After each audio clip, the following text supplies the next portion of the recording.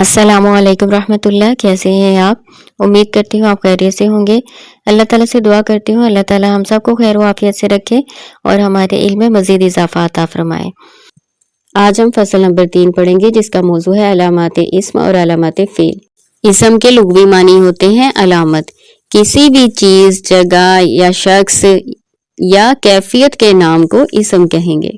فصل نمبر 1 میں ہم پڑھ چکے ہیں کہ اسم وہ کلمہ ہے جس کے معنی بغیر دوسرے کلمہ کے ملائے معلوم ہو جائیں اور اس میں تینوں زمانوں میں سے یعنی ماضی، حال، مستقبل میں سے کوئی زمانہ نہ پایا جائے، جیسے راجل، علم، مفتاح، اور اس کی 4 قسمیں ہم نے پڑھی تھیں: اسم جامد، اسم مصدر اور اسم مشتق۔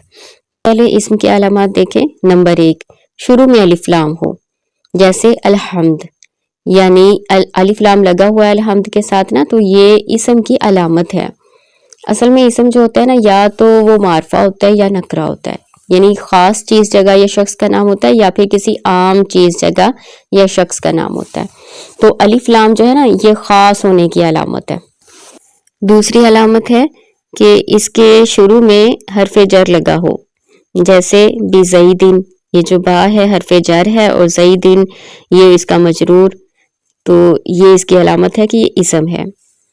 پھر اس کے آخر میں تنوین ہو، تنوین ہونے سے پتہ چلتا ہے کہ یہ اسم نکرہ ہے، جیسے زیدن، یا پھر مسند علیہ ہو، جیسے زیدن قائمن، یا پھر مضاف ہو، جیسے غلام زیدن، زید کا غلام، یا مصغر ہو، جیسے قریشن، رجیل۔ مصغر تصغیر کو کہتے ہیں، یعنی چھوٹائی جس میں بیان کی جاتی ہے نا، جیسے کرشن ہوتا ہے نا، بڑی چیز، بڑی مچھلی کو کہتے ہیں، قریشن چھوٹی، اس سے چھوٹی مچھلی کو کہیں گے۔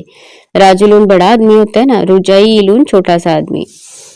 منصوب ہو، جیسے بغدادیون، ہندیون، بغدادیون بغداد کا رہنے والا، ہندیون ہند کا رہنے والا۔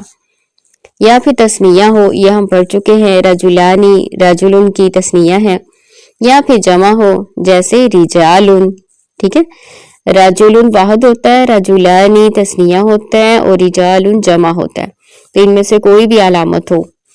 یا موصوف ہو، جیسے رجل کریم، عزت والا آدمی۔ موصوف وہ ہوتا ہے جس کی صفت بیان کی جا رہی ہوتی ہے، صفت مطلب خوبی۔ یا تائے متحرک اس سے ملی ہوئی ہو، جیسے ضاربۃ، تائے متحرک جو ہے یہ مونس کی علامت ہے، تو ضاربۃ مارنے والی ایک عورت۔ یہ ساری علامات اسم ہیں۔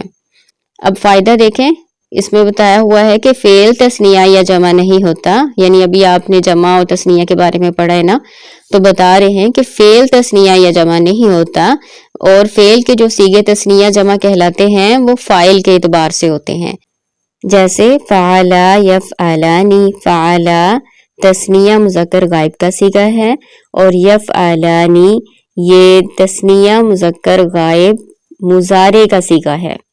فعل ماضی کا تثنیہ اور یفعلانی مضارع کا تثنیہ، یعنی ان دونوں مردوں نے کیا، اور یفعلانی کا مطلب ہے وہ دو مرد کرتے ہیں۔ اسی طرح سے فعلوا اور یفعلون ہے، فعلوا کا معنی ہے ان سب مردوں نے کیا، اور یفعلون کا مطلب ہے وہ سب مرد کرتے ہیں، یعنی فاعل کے اعتبار سے فعل آئے گا۔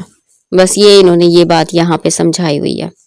آسان لفظوں میں آپ نے یاد رکھنا ہے کہ اسم کا مطلب ہوتا ہے نام، نام جو کہ کسی بھی چیز کا نام ہو، جگہ کا نام ہو، یا کسی شخص کا نام ہو، یا کسی بھی کیفیت کا نام ہو نا، تو اس کو ہم اسم کہیں گے۔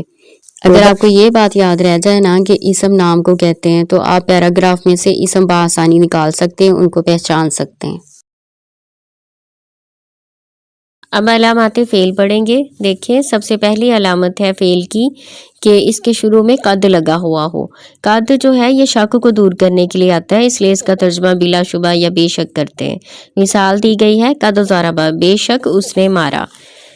دوسری علامت دیکھیں، شروع میں سین ہو، جیسے سیضرب، سین کا ترجمہ ہوتا ہے قریب ہے، قریب ہے کہ وہ مارے گا۔ سوفا، شروع میں سوفا لگا ہوا ہو، جیسے سوفا یضرب، اس کا بھی وہی ترجمہ ہے، سین اور سوفا دونوں کا ایک ہی ترجمہ ہوتا ہے۔ حرف جزم داخل ہو، جیسے لم یضرب، حرف جزم وہ حروف ہوتے ہیں جو مضارع کو ساکن کرتے ہیں، جیسے دیکھیں مثال دی گئی ہے لم یضرب۔ ज़मीर मुत्तसिल हो, जैसे ज़रबतु। ज़रबतु में ता पेश तू वाहिद मुतकल्लम की ज़मीर है जो फ़ेल के साथ मिलकर आई हुई है। अगली अलामत है कि आखिर में ताए साकिन हो। ताए साकिन वाहिद मुन्नस की अलामत होता है। मिसाल दी गई है ज़रबत। या अमर हो, अमर जिसमें किसी काम का हुक्म दिया जाए, इसकी मिसाल दी गई है इज़रिब, तू मार। या नहीं हो, नहीं वो फेल होता है जिसमें किसी काम से मना किया गया हो, मिसाल दी गई है ला तज़रिब, ना तू मार। अब हरूफ के बारे में पढ़ेंगे। हरूफ की अलामत यह है कि इसमें इसम और फ़ेल की कोई अलामत नहीं पाई जाती और हकीकत में कलाम में हर्फ मकसूद ही नहीं होता, बल्कि वो सिर्फ इसम और फ़ेल को या फ़ेल और फ़ेल को जोड़ने के काम आता है, रब्त का फ़ायदा देता है। ये रब्त इसमों में भी हो सकता है, यानी दो इसमों को मिलाने के लिए भी हर्फ इस्तेमाल हो सकता है।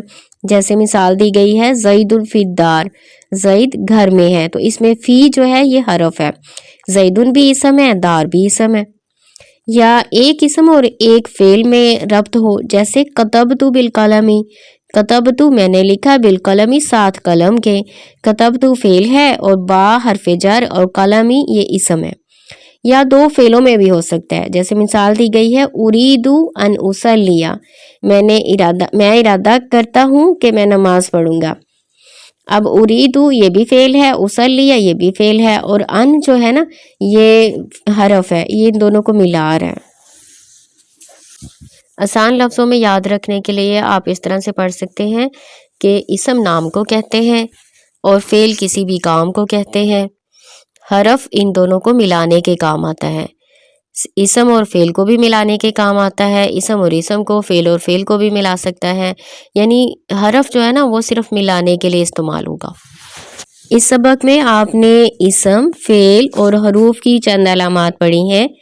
अल्हम्दुलिल्लाह आप इस काबिल हो गए होंगे कि कोई पैराग्राफ दिया जाए तो उसमें से इसम, फेल और हरफ को उनकी अलामात से पहचान सकेंगे इंशाअल्लाह ताला। अस्सलामु अलैकुम।